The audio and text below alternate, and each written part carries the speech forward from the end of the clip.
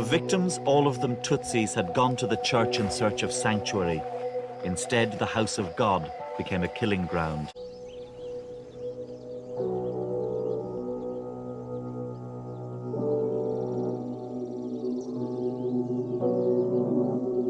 "100 days after it began, the Rwandan genocide finally ended when the rebel Tutsi army overthrew the Hutu government that was responsible for the massacres.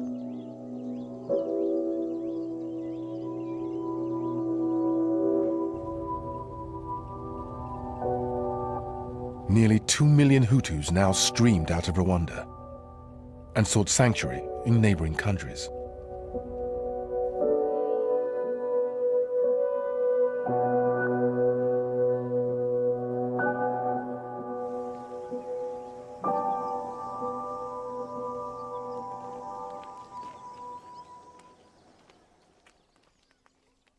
We were the first people to see the refugees coming across the border, and they were just, they were coming into a different country. They didn't know where they were going, and all you could hear was their bare feet and their flip-flops. Former BBC trainee Samantha Bolton was 1 year into her first foreign posting for MSF. And then they started to pour in. I mean, it was just like seeping in every single little alley, every single road. And then we were like, oh my God, where are they going to go? I mean, basically, it's like hell on earth. It's volcanic rock everywhere. I mean, just look at this. I just picked these rocks up. I mean, it's just totally hard. You can't dig latrines. You can't find water here. You can't dig graves. There's no shelter. There's no food. There's just nothing. I'm a geologist originally. And so this area was, it's like a lava field. This lava was all rucked up and rough and razor sharp, and people were camping. Camping's the wrong word. They were sleeping on these bare rocks. In the space of a week, almost 1 million people descended on the border town of Goma in neighboring Democratic Republic of Congo. With no water or sanitation, a cholera epidemic broke out.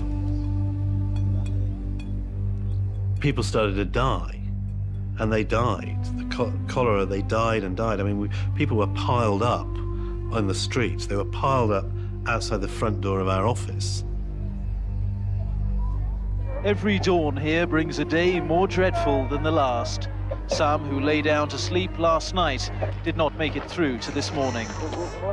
If this catastrophic cholera epidemic is to be contained, then clean water's the top. The stench of death was, it's kind of stuck in your nostrils for days afterwards. You couldn't get rid of it.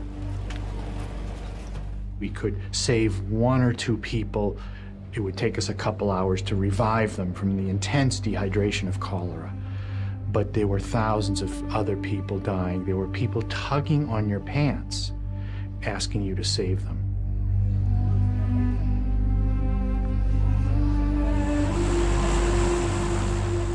The world seems to be waking up to the plight of Rwanda's refugees, bringing in everything from food to field hospitals and water purification equipment. Today I have ordered an immediate, massive increase in our efforts in the region in support of an appeal from the United Nations High Commissioner for Refugees. An enormous international response succeeded in stopping the cholera epidemic in its tracks.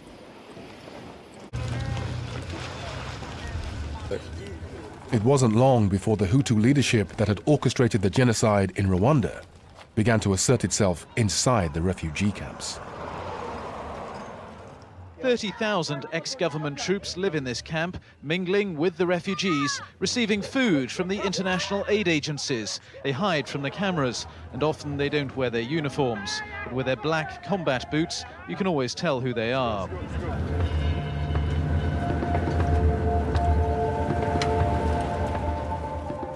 Every morning I go to one of the camps, and I have to get permission for every single thing that I want to do in the camp from a camp committee, and the head of the camp committee was the previous mayor of Kigali, who was fingered as one of the worst perpetrators of the genocide in the capital in 1994. And that's my main interlocutor, who's telling me who I can hire, who has appointed a committee to distribute the food on my behalf. This is ridiculous. We started to wonder about our household staff and all the staff working for us. How many of them had blood on their hands? How many of them had been involved in this terrible killing?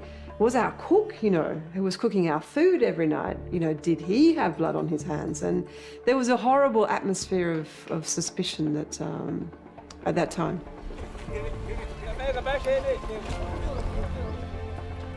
The guilty men of Rwanda's killing fields have not gone away. Their grip on power is tenacious. It is through them that food aid has to be distributed, and in Goma, food is power. With their control of the camps almost total, the Hutu militia, the Interahamwe, were using aid money to buy weapons and plotting their takeover of Rwanda. The Interahamwe was taxing people in the camps. They were charging the humanitarian organizations to rent the materials that they had looted. They were taking a percentage of all food aid that was distributed, stockpiling it, and feeding their armies with it. The camps were being used as a rear base. There was military training going on in the camps. There was sabotage missions. They were launching attacks from the camps and going and killing genocide survivors inside Rwanda, sabotaging infrastructure to try to undermine. So the camps were really being used as a military sanctuary by these people, and we were contributing to it as an aid community. It was the aid, and only the aid, that was sustaining these génocidaires in their positions of power.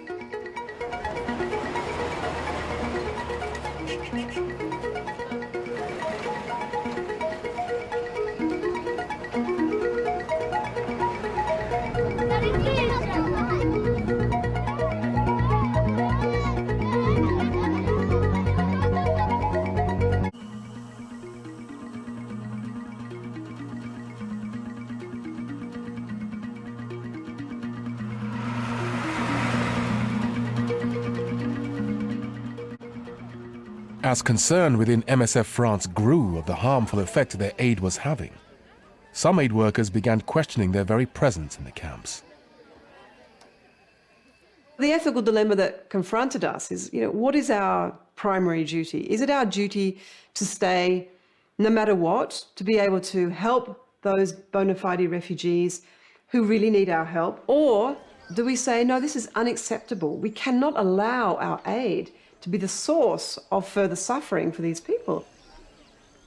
MSF France said, no, we have to make a decision now because this has gone on long enough. We all accept that this is what's going on, and now is the time to leave.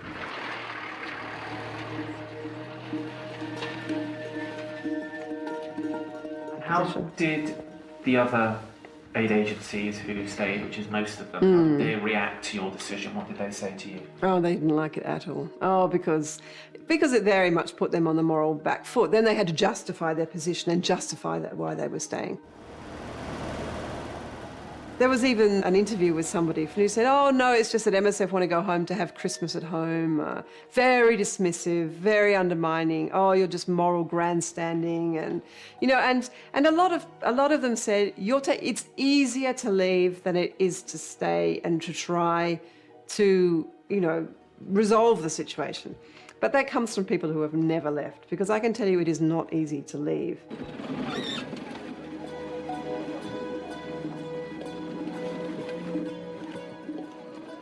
I thought a deliberate withdrawal of humanitarian assistance from a crisis was a cruel and uncreative way to deal with this moral dilemma. It's a very dangerous path that you take when you start taking a moral stance, when you, in a war, start taking part, who are the good ones, who are the bad ones. We are not in the job of discerning victims from villains, discerning who's deserving and undeserving refugees. Anyone who's in a situation of extremis deserves humanitarian assistance. We have a duty to respond. Everybody is receiving food, including the soldiers.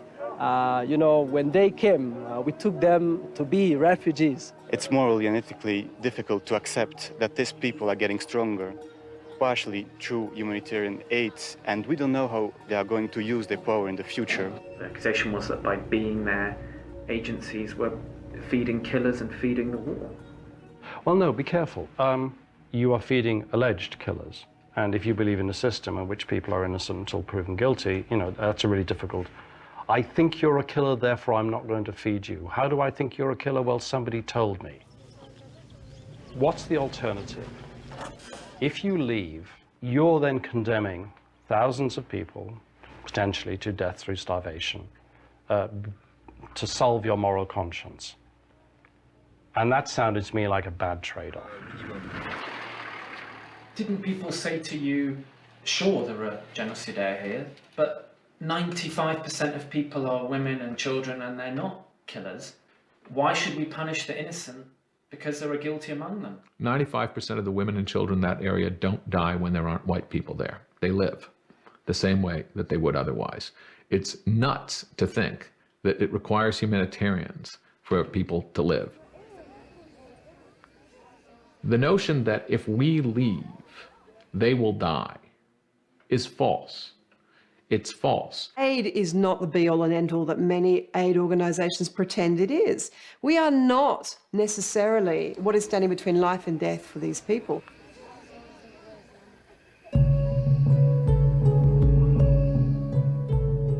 In the end, MSF France's decision to leave had little effect. Other agencies took over their work. Aid money continued to flow to the Hutu leadership, which continued its regular attacks into Rwanda.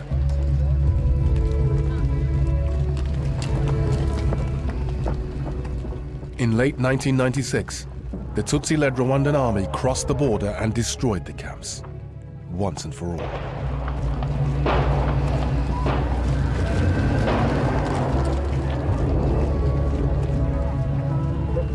The ultimate consequences of the camps was the worst possible outcome for the refugees, that the camps were attacked.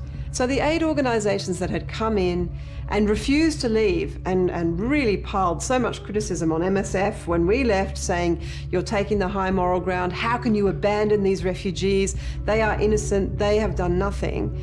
Ultimately, when the camps were attacked, the NGOs, those same ones, were the ones to board the plane and leave the camps. And they were the ones ultimately to leave the refugees to their fate. Having to leave the Goma region, it was the most difficult decision I've ever made in my life. We saw hundreds and hundreds of refugees coming up the street as we were pulling out. And you know, it's very upsetting because as an aid worker, you don't want to leave a situation like that, but from a security point of view, you have no option. The prognosis is grim. The region sits on the threshold of a humanitarian catastrophe that aid workers believe will eclipse even that of the refugee exodus of 1994. Fiona Terry's decision to lead the walkout from the Goma camps challenged the deeply held belief that there is always a moral imperative to help. You see a disaster on television, how can it ever be right not to do something? Well, because if you don't focus just on that starving child, which of course is the most appalling thing to see, but if you maybe look at the picture a little bit broader, and if you see that that child has a gun to its head, if you see that that child has been intentionally starved in order to attract your aid money, which is actually not going to go in the mouth of that child, but is actually going to go in the pocket of the person with the gun, and is potentially going to end up, if it's successful in this one case, end up with dozens more children in that situation, well then, there's absolutely no way. You need to be able to take that very hard last step to say, if we do this, it's actually going to cause more harm in the long run, and we have to say no. You have to let them die. Yes,